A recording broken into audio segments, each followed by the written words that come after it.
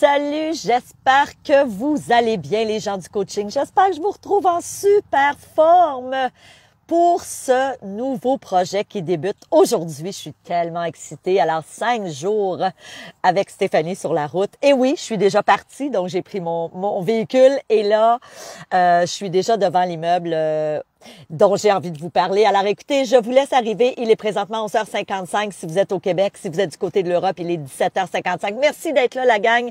Manifestez-vous. Je vois plein de gens. Alors peut-être dans les commentaires, salut Lynn, salut Kevin, salut Sandra. Oui, manifestez-vous. Bonjour Linda, salut Kathleen, bonjour Slovène, Manal. Oh my God, c'est le fun, vous êtes en feu. Salut Mélanie. Peut-être me dire si le son est bon, si vous m'entendez bien. Écoutez, je voulais tout à l'heure partir à l'extérieur, mais il y a tellement de vent ici. Je suis dans les Laurentides actuellement. Ils ventent. Je disais à Célina qui travaille avec moi, ils ventent pour écorner les bœufs. Alors, je sais pas si c'est une expression que vous connaissez, sûrement si vous êtes du Québec ou d'ailleurs au Canada, mais en Europe, je pense que c'est pas une expression super populaire. Ils vendent pour écorner les bœufs. M'a dit, quand ils vendent comme ça, ils vendent beaucoup. Hey, merci d'être là. Salut Alain. Alain qui dit excellent son. Bonjour Sylviane. Alors écoutez, continuez à vous manifester. Super important aujourd'hui. Merci d'être là pour ce jour 1. Je suis vraiment excitée. Aujourd'hui, on va parler de la fiche descriptive. David qui dit vente à Lévis. OK, bon c'est ça. Alors belle journée pour aller faire du kitesurf. Mon mari, Louis-Jean, est un amateur de kitesurf. Donc écoutez, si vous venez de vous joindre à nous, assurez-vous d'avoir votre document en main. Si ce n'est pas le cas, je vais demander à Célina, qui est membre de mon équipe, qui travaille avec moi, qui est mon bras droit, qui va de vous mettre le cahier. Donc, il n'y a aucun frais, évidemment. Quand Célina met un lien dans le chat, super important de faire un copier-coller et vous allez pouvoir avoir le cahier. Qu'est-ce qu'il y a dans ce cahier-là? Évidemment, vous avez le plan de la semaine. On va être ensemble 5 jours, de lundi à ce vendredi. Chaque journée, on a une nouvelle thématique. Donc, aujourd'hui, on parle, si vous prenez le document, aujourd'hui, on va parler de la fiche descriptive. Demain, on va parler du flip immobilier et de la location saisonnière. Au jour 3, donc mercredi, on va parler du marché caché. Comment trouver des bonnes opportunités sur les marchés cachés. Donc, des propriétés qui sont pas nécessairement sur le web en ce moment, qui ont pas nécessairement d'affiches à l'extérieur. Donc, je vais vous enseigner ça mercredi. Jeudi, on va parler de l'achat de terrain. Comment faire de l'argent avec l'achat de terrain. Et vendredi, à notre jour 5, on va voir 2 scénarios pour devenir millionnaire de l'immobilier. À peu près à rien faire. Donc, de façon assez simple. Fait que là, j'ai envie de vous dire, il est 11h58, je vous laisse arriver. Mais là, je veux juste vous mettre à garde parce que ça m'est arrivé à l'occasion. C'est pas la première fois. C'est la première fois que je fais un Stéphanie sur la route, mais j'avais déjà fait un projet l'année dernière qui s'appelait Stéphanie sur le terrain. Et il arrive toujours des anecdotes imprévisible. Évidemment, vous aurez compris que c'est pas comme quand je suis dans mes bureaux. Là, des fois, ça m'est arrivé une fois, il y a un couple qui marchait et ils m'ont demandé des directions. Et là, j'étais comme, c'est parce que je suis dans un live, là, monsieur, madame. Tu sais, ils le voyaient pas. Ça m'est déjà arrivé de devoir me déplacer parce qu'il y a un locataire qui est en furie parce que je filmais son immeuble. Écoutez, il y a toutes sortes de choses qui peuvent arriver. J'ai eu des intempéries, j'ai eu des fois où il y a plus à boire debout. J'ai eu des moments à l'époque, il y a quelques années, des fois on tenait pas nécessairement compte du mois dans lequel on le faisait. Donc ça m'est arrivé de faire ça en plein mois de décembre et de me geler les doigts. Il faisait genre moins 40. Fait qu'il y a toutes sortes de choses qui peuvent arriver avec un Stéphanie sur la route. Donc je vous le dis. Ça se peut que je sois obligée de me déplacer, il peut arriver plein de choses, mais c'est pas grave, on va avoir du plaisir et on va surtout apprendre, c'est mon objectif. Donc, évidemment, je vous donne des petites consignes hyper importantes si vous êtes avec nous en ce moment. Premièrement, si ça coupait, j'espère que non, on souhaite là, que tout tienne bien la route, mais ça peut arriver. Restez là, restez connectés, rafraîchissez votre écran. Moi, mon but, c'est que je vais essayer de revenir le plus rapidement possible. Mais les dernières fois, on a été quand même chanceux.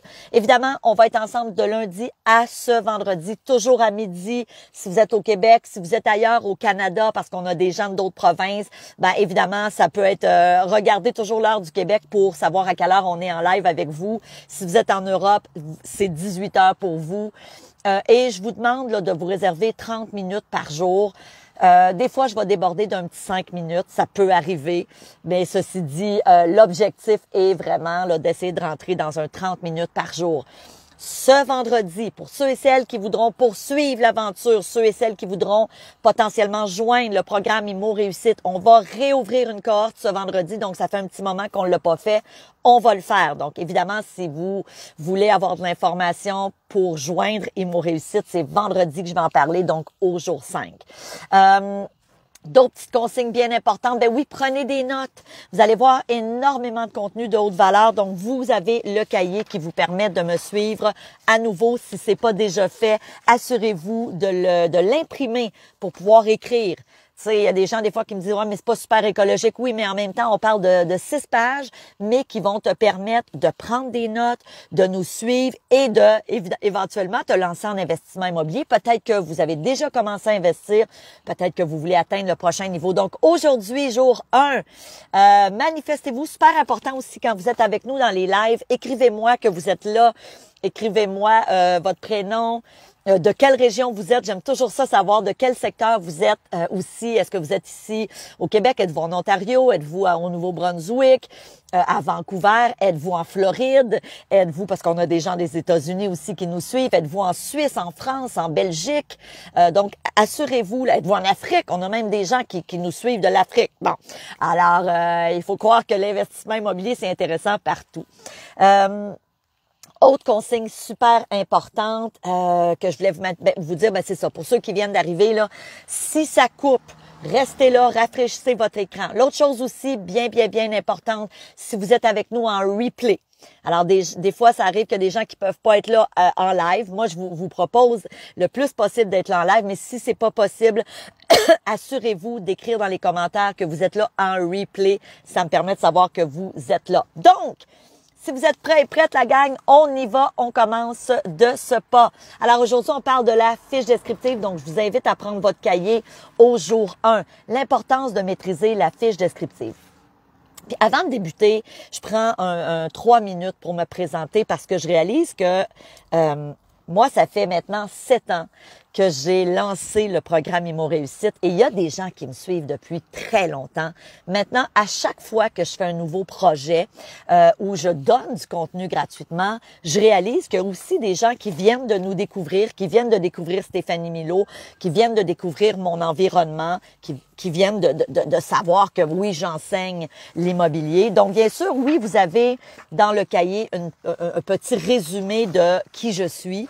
Donc, je vais vous laisser le lire, mais moi, je suis investisseuse immobilier depuis maintenant 30 ans. Je suis propriétaire de 99 appartements ici au Québec. À vrai dire, non. 98 au Québec et maintenant une construction qui vient d'être terminée en Floride. Donc, on a passé la dernière année à construire là-bas, à faire une autoconstruction parce qu'on avait aussi un contracteur là-bas. Bref, j'ai commencé, moi, dans l'immobilier à l'âge de 22 ans et aujourd'hui, je suis à la tête d'un parc immobilier de plus de 12,5 millions de dollars. Et il y a 7 ans, j'ai lancé le programme IMO Réussite. Donc, c'est vraiment un programme en ligne pour accompagner les gens, pour vous enseigner à investir en immobilier. Donc, évidemment, c'est un programme très complet.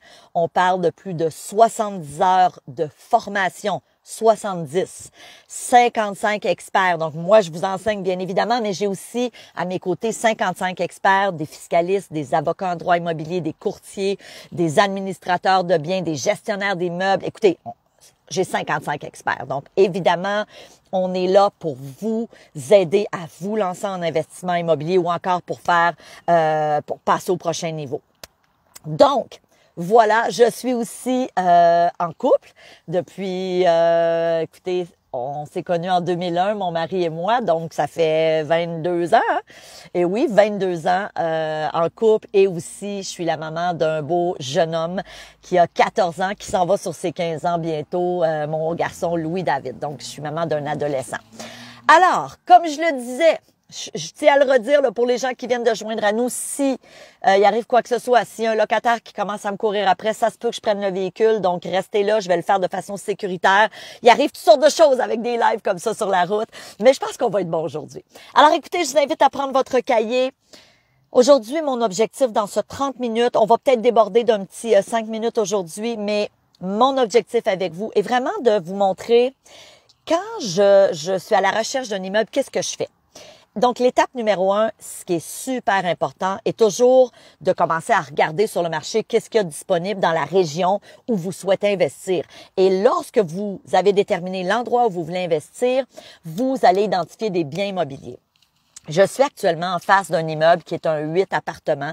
C'est pas un de mes biens à moi, mais ça ressemble à ça. Moi, j'ai beaucoup d'immeubles qui ressemblent à ceux-là. Évidemment, c'est un gros immeuble, c'est un 8-plex.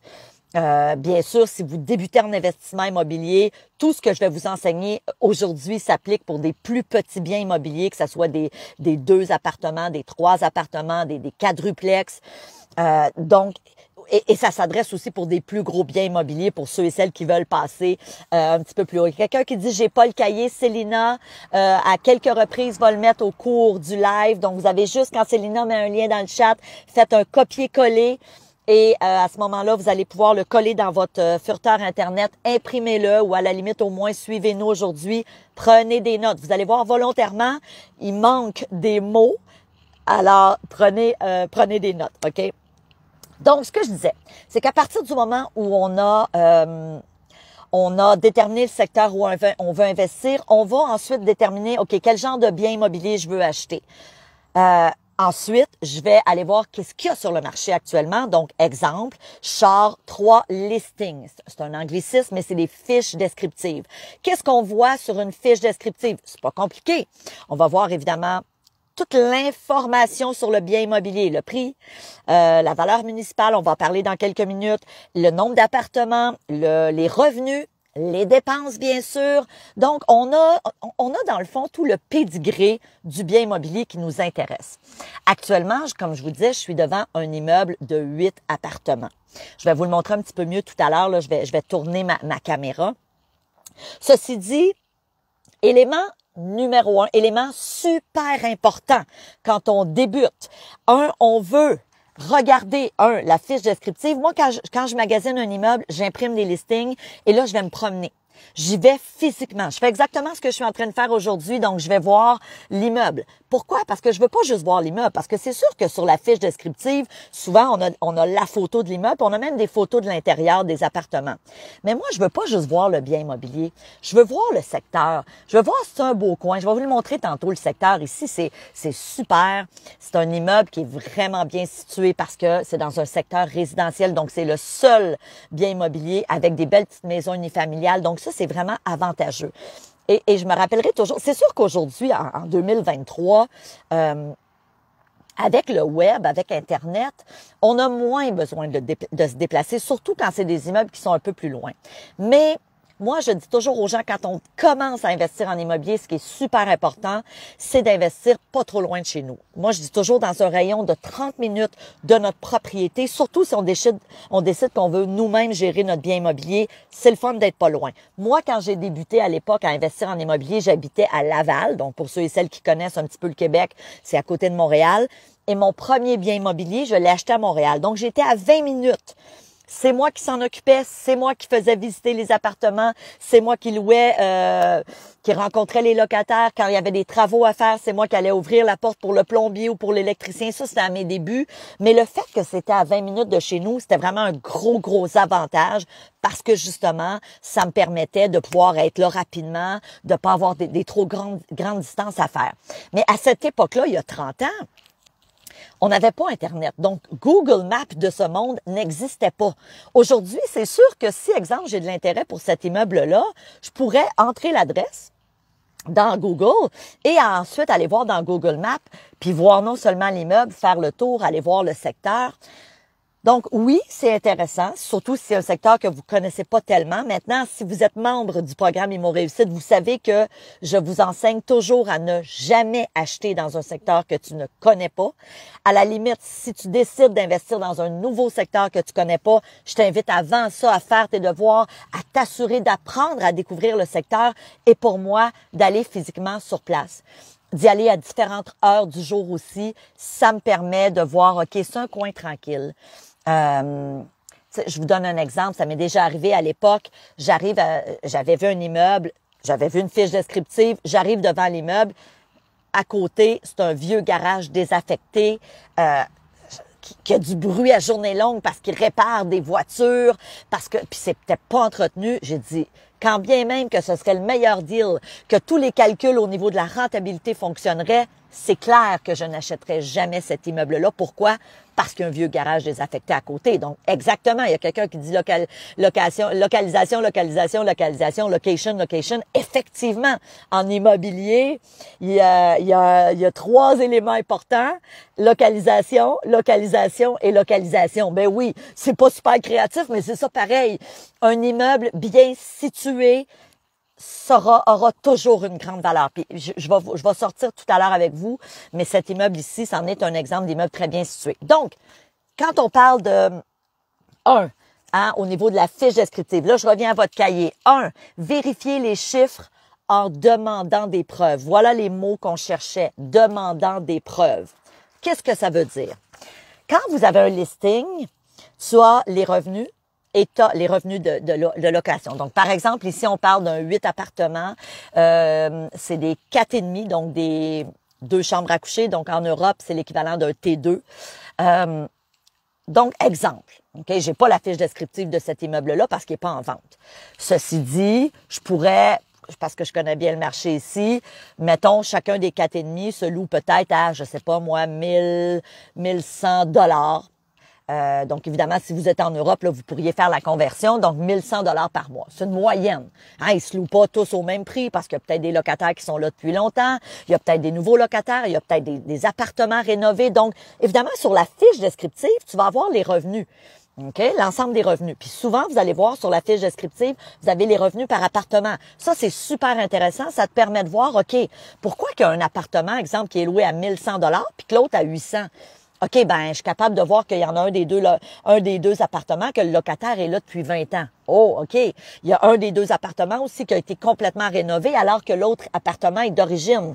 Donc ça, déjà, ça me donne de l'information à savoir, est-ce qu'éventuellement, je vais être en mesure d'optimiser le bien immobilier, donc des stratégies d'optimisation dans la formation Immo Réussite, on vous enseigne à acheter des biens immobiliers, mais à les optimiser. C'est le nerf de la guerre quand on veut apprendre à être un investisseur immobilier qui a du succès, qui est aguerri.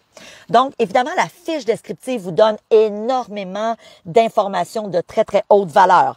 Et quand je dis aller vérifier les chiffres sur la fiche descriptive en demandant des preuves, c'est qu'exemple, si on dit, je sais pas, moi je dis n'importe quoi, il y a pour cet immeuble-là, mettons là 1 000 $, 8 fois fait 8 000, 8 fois 12, 8 fois 10, 80, 8 fois 11, 96 000 de revenus par année. Là, c'est un exemple. Total, 96 000 de revenus de loyer. Je veux, avant de faire une offre d'achat, m'assurer que les chiffres sont bons. Donc, dans l'offre d'achat, par exemple, on va la faire conditionnelle à la vérification des baux. OK? Parce que c'est arrivé, je l'ai vu souvent, des courtiers ou des particuliers qui font des erreurs. C'est involontaire souvent. C'est rarement mal intentionné, c'est rarement... mais ça peut arriver. Tu veux t'assurer que tu as fait tes calculs avec les bons chiffres. Donc, c'est quoi les revenus? C'est quoi les dépenses aussi? Je vous m'en garde. Très souvent, ça arrive. Je vais voir des fiches descriptives et le courtier va mettre, exemple, assurance, 1 000 $. Taxe municipale, 2 000. Les chiffres, c'est pas important, là, on se comprend. Taxe scolaire, 500. Électricité, 1 500. Je vous dis, déjà en partant, si je vois juste des chiffrons, pour moi, c'est pas normal. C'est impossible que dans des dépenses, tout arrive à un chiffron. Impossible. À la limite, si je vois assurance, je sais pas moi, 1 987 $, OK. Taxe municipale, je sais pas moi, 8 242, OK, ça fait du sens. Si j'ai des chiffrons, déjà, je suis prête à parier, je suis prête à mettre ma main au feu que le courtier a arrondi.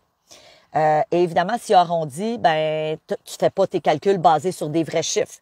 Et curieusement, des fois, les courtiers, on s'entend là, c'est il y a énormément de courtiers qui font le travail de façon très consciencieuse, OK? La majorité d'entre eux. Ceci dit, ça arrive parfois que des courtiers, j'ai déjà fait affaire avec un courtier, entre autres, à qui je pense, je vais pas nommer son nom, c'est pas nécessaire, mais qui avait arrondi les chiffres à la baisse. Fait que c'est sûr que quand tu fais ton calcul, t'as pas exactement le vrai calcul. Et pour moi, c'est super important. On achète, entre autres, oui, avec la localisation, comme on l'a dit tantôt, l'importance d'une bonne localisation, mais on achète aussi basé sur des chiffres, sur un cash flow positif. C'est quoi un cash flow positif? Il y a des revenus. J'enlève à ça les dépenses, j'enlève le remboursement d'hypothèque, puis à tous les mois, il faut qu'il me reste de l'argent. On aura l'occasion d'y revenir cette semaine. Donc, premièrement, je vais toujours vérifier les chiffres qu'on m'a dit sur la fiche descriptive avec les vrais documents. Donc, tu vas demander au courtier avant de faire une offre d'achat, peux-tu m'envoyer la preuve d'assurance? Je peux-tu voir les documents des taxes municipales scolaires? Super important. Deuxième élément, ne pas simplement regarder l'évaluation municipale. Tellement important. Je vous donne un exemple, cet immeuble-là, puis je vais vous le montrer un petit peu plus. Je sais pas si là, il y a quelqu'un parké en arrière, là. Je suis toujours comme un peu freak. Je me dis, oh my God, ils vont-tu venir me dire de m'en aller? Bref, c'est pas grave. On est bien relax. Bougez pas, je vais mettre mes lunettes, je vais vous montrer le bien immobilier. Bougez pas. Comment je fais pour le tourner? Bon, là, ça se peut que ça bouge un petit peu. Attendez 2 minutes, je vous montre ça à l'instant. Comment je fais pour le revirer? Et voilà. OK. Donc, on voit ici le bien immobilier. Puis, ce que je vous dis au niveau du secteur, premièrement, c'est un secteur super bien situé. On le voit pas très bien, mais pas loin d'ici. Il y a énormément de commerce. On voit aussi que c'est un secteur très, très, très résidentiel. OK, donc des belles petites maisons unifamiliales. Ça, je vous le dis, c'est vraiment un gros plus quand on veut investir. Donc, un immeuble comme ça, un immeuble à revenu, donc un 8plex, mais qui est dans un secteur où il n'y a pas nécessairement d'autres immeubles et qui est résidentiel, honnêtement, ça vaut plus. OK? La valeur, elle est augmentée.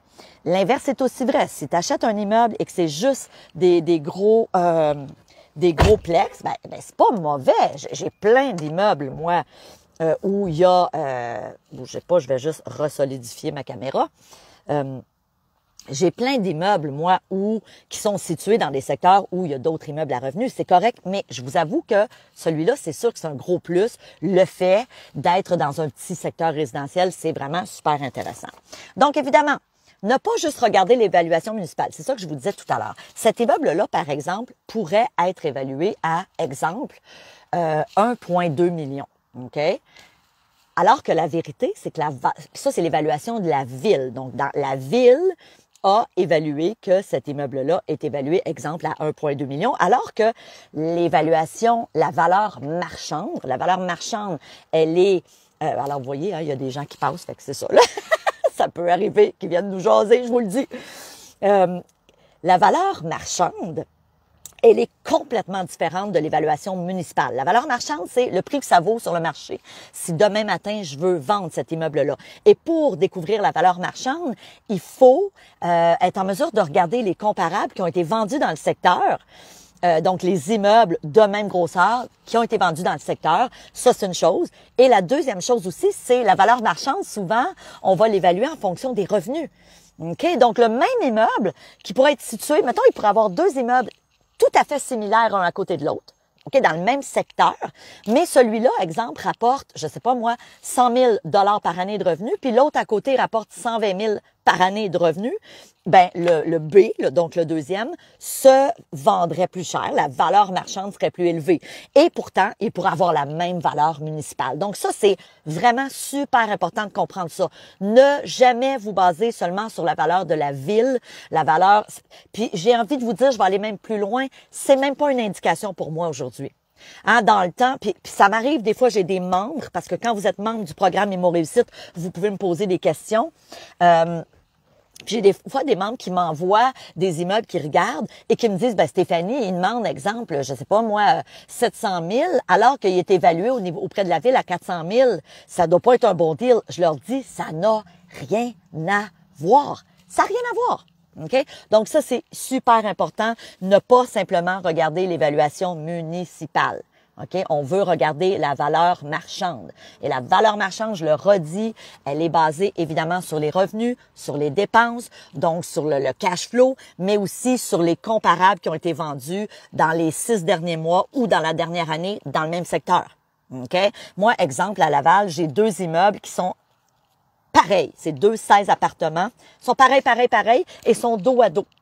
Par contre, il y en a un qui vaut un peu plus cher. Donc, au niveau de la valeur marchande, si je le vendais demain matin, il vaut plus cher pour une simple et bonne raison. J'ai à peu près 30 000 de plus de revenus par année, ce qui est énorme. Donc, oui, je pourrais le vendre quelques centaines de milliers de dollars de plus parce que au fil des années, j'ai réussi à augmenter un des deux immeubles plus que l'autre. Dans un des deux immeubles, j'ai des locataires de plus longue date, donc les loyers sont un petit peu moins élevés. Les deux sont rentables, les deux sont intéressants. Ceci dit, parce qu'ils n'ont pas les mêmes revenus, ils valent pas la même chose. Troisième élément, super important, regardez les dépenses importantes des dernières années. Ça, c'est super important. Sur un listing, puis vous vous amuserez à aller en voir des listings. Hey, salut, il y a plein de gens qui se joignent à nous. Merci d'être là. Salut Marie-Paul, salut Alain. Vous savez, quand je dis regarder les dépenses importantes sur les fiches descriptives, habituellement les courtiers qui font un bon travail, qui sont consciencieux, vont vous dire, exemple, là ici c'est dur à voir, mais exemple, mettons en 2021, le toit a été refait.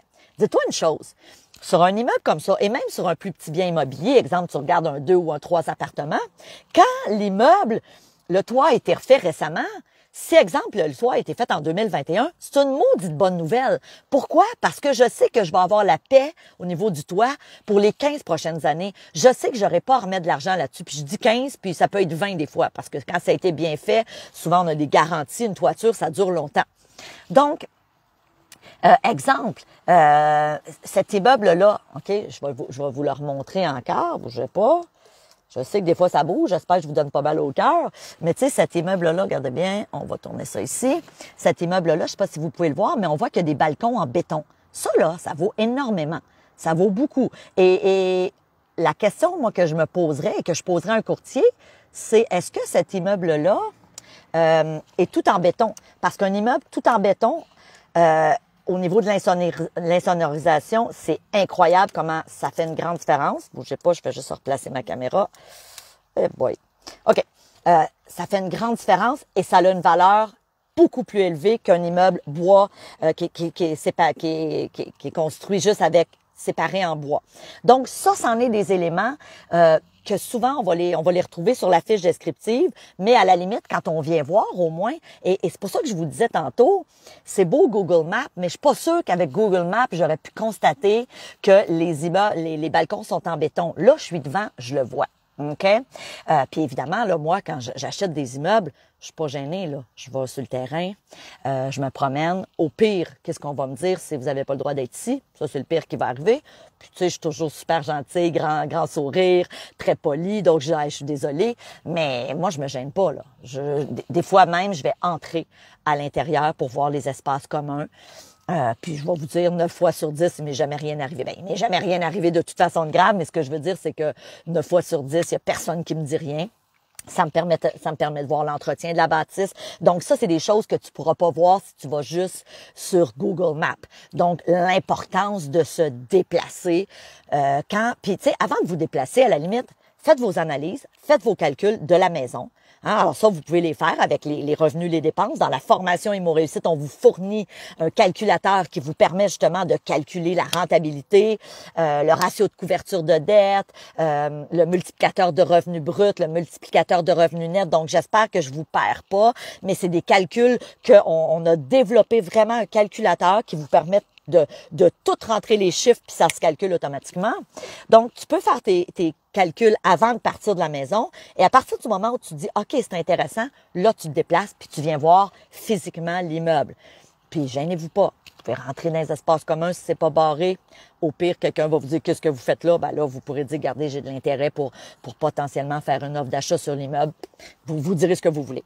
Donc, bien important. Donc, les dépenses importantes, c'est super important parce que le même immeuble, si, exemple, qu'on voit de cet immeuble-là, et que sur la fiche descriptive, c'est écrit que le toit a été refait il y a 2 ans, que les portes et fenêtres ont toutes été refaites. Bon, je pense pas que c'est le cas de cet immeuble-là, que, je sais pas, moi, toutes les portes patio ont été changées, par exemple. C'est des coûts énormes et ça change vraiment la donne au niveau du prix que je vais payer si l'immeuble a eu d'importants travaux au cours des dernières années. Puis c'est pas grave s'il n'y en a pas eu, mais ça veut dire que tu devrais payer moins cher. Et aussi, tu vas aller voir sur la fiche descriptive. Exemple, si on te dit, mettons, je regarde cet immeuble-là, ben le toit a été refait, je sais pas, moi, on est en 2023, mettons, le toit a été refait en 2013, puis il n'a jamais été refait. Ben c'est sûr qu'au niveau de, quand tu vas faire l'inspection en bâtiment avec un inspecteur, c'est sûr que moi, je lui dirais de porter une petite attention au toit, là, parce que le toit, il y a 20 ans. Fait que j'en ai encore pour combien d'années? Parce que tu dois le budgéter, tu dois le prévoir. OK, je vais avoir un toit à refaire d'ici 2 ans. Fait que je vais le calculer quand je vais faire mon offre d'achat. Je vais y penser parce que ça vient vite 2 ans. OK, alors vous voyez, donc moi, mon but avec ce Steph sur la route, ce Stéphanie sur la route, c'est vraiment de vous apprendre à penser comme un investisseur immobilier. OK, point numéro 4. Regardez le mode de chauffage. Super important. Sur la fiche descriptive, tu as toujours le mode de chauffage. Est-ce que c'est un chauffage électrique par les locataires? Ou encore, est-ce que c'est aux frais du propriétaire? Moi, quand j'ai commencé à investir en immobilier, mon deuxième bien immobilier que j'ai acheté à l'époque, c'était un 8 appartements, qui ressemblait d'ailleurs un peu à ça, mais pas dans la ville ici, à Laval. Et c'était un chauffage au gaz par le propriétaire. Donc, évidemment, au niveau du calcul de rentabilité, ça change la donne. Moi, ça n'a pas été long que quelques années après, j'ai fait une conversion. Donc, j'ai converti. Ça, c'est une stratégie qu'on vous enseigne dans le programme Immo Réussite d'optimisation de biens immobiliers. J'ai converti le chauffage à l'électricité et à partir de ce moment-là, ce sont les locataires qui payaient le chauffage et j'ai augmenté drastiquement la rentabilité de mon bien immobilier en procédant à cette optimisation. OK?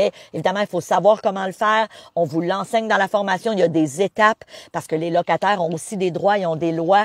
Et honnêtement, actuellement, encore ce matin, je regardais sur le Journal de Montréal.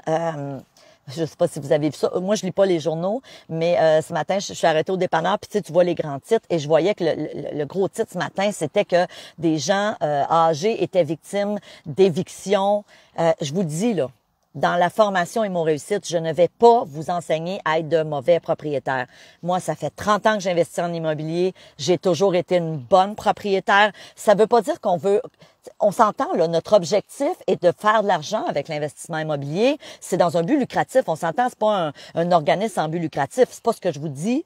Mais en même temps, jamais je vais enseigner à mes membres à faire des rénovictions. Je vais vous enseigner à optimiser vos biens immobiliers, à le faire dans les règles de l'art, dans le respect de vos locataires, donc dans le respect des locataires et aussi dans votre respect à vous de propriétaire qui veut monétiser son investissement. Mais on va apprendre à le faire de la bonne façon. Donc ça, pour moi, c'est super important.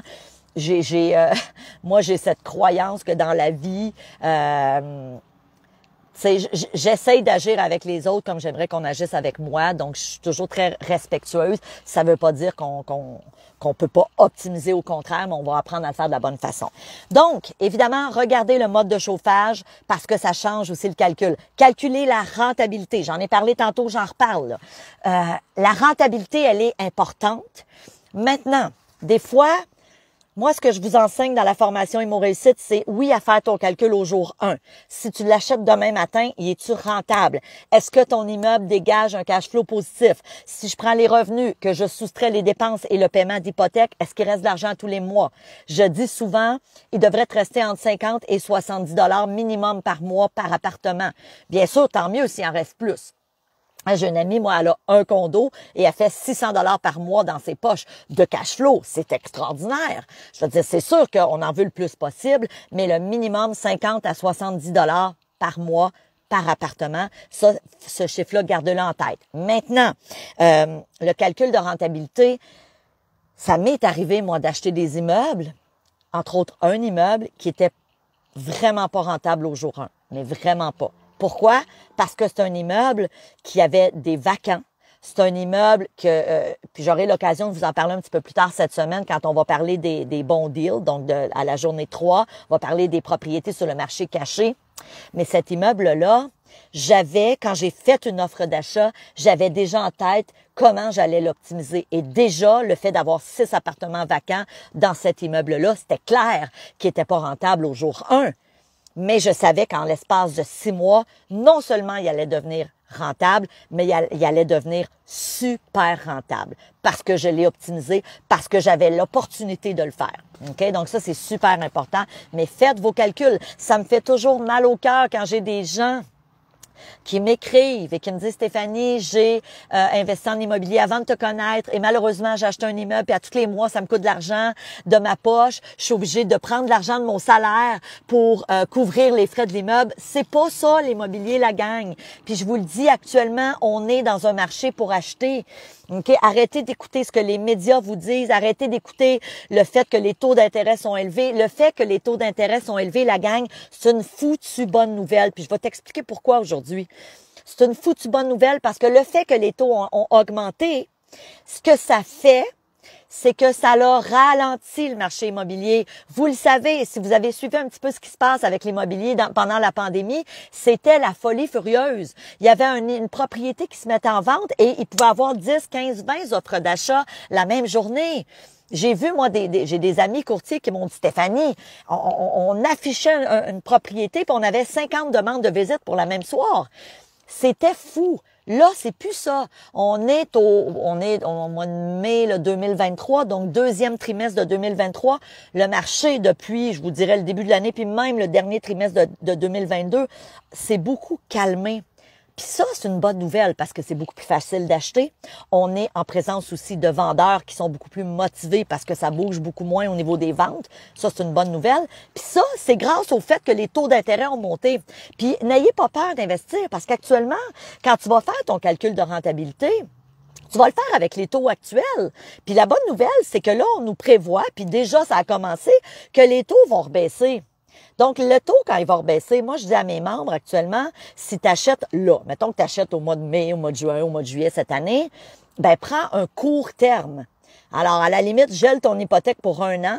Comme ça, dans 1 an, quand tu vas renégocier, le taux d'intérêt va être plus bas. OK? C'est ce qu'on nous dit, c'est ce qu'on est en train de voir actuellement. Et automatiquement, tu vas faire plus d'argent. Donc, et l'autre chose aussi, c'est qu'il faut penser en dehors de la boîte. Faut regarder, OK, cet immeuble-là que j'achète aujourd'hui, qui est à la limite rentable. Quand je vais renouveler mon hypothèque dans 1 an, déjà avec un taux d'intérêt plus bas, tout de suite, il va devenir plus rentable. Puis deuxièmement, est-ce que je peux optimiser le bien immobilier? Est-ce qu'il y a des stratégies que je vous enseigne dans le programme Immo Réussite que je pourrais utiliser pour automatiquement, quand je l'achète, l'optimiser. Puis l'optimiser, c'est pas juste augmenter les revenus en augmentant les loyers. Il y a plein d'autres stratégies d'optimisation que vous devez apprendre quand vous voulez vous lancer en investissement immobilier. Et autre élément, donc prendre connaissance du coût par logement. Donc ça aussi, c'est super important. OK, vous l'avez sur les fiches descriptives parce que ça vous permet de comparer d'autres immeubles. Si vous, exemple, vous regardez, je sais pas moi, je suis allée me promener en fin de semaine à Joliette, j'ai des amis qui sont là, dans la Naudière. Et je regardais 2 biens immobiliers et les 2 étaient pareil. Puis il y en a un qui avait un coût par logement beaucoup plus élevé que l'autre. Bien évidemment, quand j'ai regardé la fiche descriptive, c'est sûr, il y avait plus de revenus, mais le coût par logement souvent vous donne une bonne indication. Encore une fois, il faut toujours comparer des pommes avec des pommes. Tu peux pas comparer 2 immeubles. Un exemple qui est complètement neuf, les coûts par logement vont être plus élevés qu'un immeuble qui a 50 ans. C'est tout à fait normal, mais le coût par logement est quand même une indication intéressante. Donc ça, il faut les regarder quand on regarde une fiche descriptive. Et finalement, regardez les options de financement.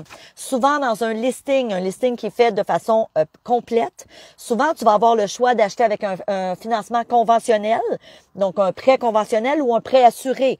Les prêts assurés, ici au Québec, on a la SCHL, on a Genworth, qui vous permettent d'acheter avec un prêt assuré. Ça veut dire quoi? Ça te permet d'acheter en mettant une moins grande mise de fonds. Vous savez, le nerf de la guerre actuellement, ce que tout le monde veut apprendre et ce que je vous enseigne dans le programme Immo Réussite, c'est comment acheter avec peu ou pas de mise de fonds. OK? Donc, et pour ce faire, on doit apprendre des stratégies de financement créatif. OK? On a une multitude de modules sur cette thématique-là. Si vous êtes membre de la formation, vous le savez. Donc, bien évidemment, j'ai envie de vous dire, vous devez vous former. Quand on veut se lancer à investir en immobilier, l'étape numéro 1, c'est ça que vous êtes en train de faire aujourd'hui avec moi dans ce Stéphanie sur la route, c'est on vient prendre des connaissances. Et Vous savez, je n'ai jamais compris les gens qui se lançaient en investissement immobilier sans avoir des connaissances. Parce que c'est là qu'on fait des erreurs, c'est là qu'on paye trop cher, c'est là qu'on achète dans le mauvais secteur, c'est là qu'on se retrouve avec un immeuble qui dégage pas un cash flow positif parce qu'on n'était pas capable de calculer la rentabilité. J'ai un de mes membres, puis s'il est là avec nous, je le salue, qui me disait la semaine dernière, il dit, j'ai acheté une propriété avant de te connaître, donc avant de joindre ta formation. Puis là, que je suis en train de me former, je réalise que j'avais fait des erreurs. Puis actuellement, il y a un immeuble qui le détient, puis il est vraiment pas rentable. Alors, il dit là, je pense à le vendre. Ou encore, je vais l'optimiser avec ce que tu m'enseignes dans la formation. Donc là, il est en début de formation. Donc, vous voulez vous former. Tu ne veux pas faire des erreurs coûteuses. OK? C'est très important. Je fais souvent ce parallèle-là, mais pour faire la profession que tu occupes aujourd'hui, si vous êtes, je sais pas moi, plombier, infirmière, professeur, quelle que soit votre profession, il y a un jour où tu t'es formé. Il y a un jour où tu es allé ces bancs d'école, puis t'as passé 1 an, 2 ans, 3 ans, 4 ans peut-être à te former. Tu as pris du temps, tu as pris de l'argent pour te former et aujourd'hui, tu gagnes ta vie avec ta profession. Dites-vous une chose, l'investissement immobilier, la gang, c'est la même affaire. C'est la même chose. Vous devez vous former, vous devez venir chercher des connaissances. Donc, merci d'être là. Bravo à vous. Demain, la gang, super important. Si vous avez des questions, prenez-les en note. Quelques fois par année, on organise des webinaires, questions-réponses. L'autre chose aussi, évidemment, si vous décidez vendredi de joindre le programme Immo Réussite, prenez en note vos questions parce que quand vous devenez membre, vous pouvez me poser toutes vos questions. Toutes vos questions, OK? Et sans frais, évidemment, quand on est membre du programme Immo Réussite. Donc, écoutez, demain, la gang, j'espère, que vous avez aimé la journée aujourd'hui. Demain, on va parler de quoi? Oh my God, comment faire de l'argent rapidement en investissement immobilier avec 2 stratégies. On va parler du flip immobilier et on va parler de la location saisonnière. Donc, acheter un bien, soit dans un endroit de villégiature ou encore dans un centre-ville pour faire de la location courte durée. Beaucoup de potentiel, beaucoup d'argent à faire avec ces stratégies. Donc, je le répète, si vous étiez avec nous en live, merci d'être là. Si vous étiez avec nous en replay, assurez-vous, s'il vous plaît, de mettre dans les commentaires replay. Ça va me permettre d'échanger avec vous, de vous répondre. Merci de votre confiance. J'espère que vous avez aimé la journée d'aujourd'hui. Soyez là demain. J'ai super hâte. Je vous aime, je vous embrasse et on se revoit demain, la gang. Bisous tout le monde. Salut!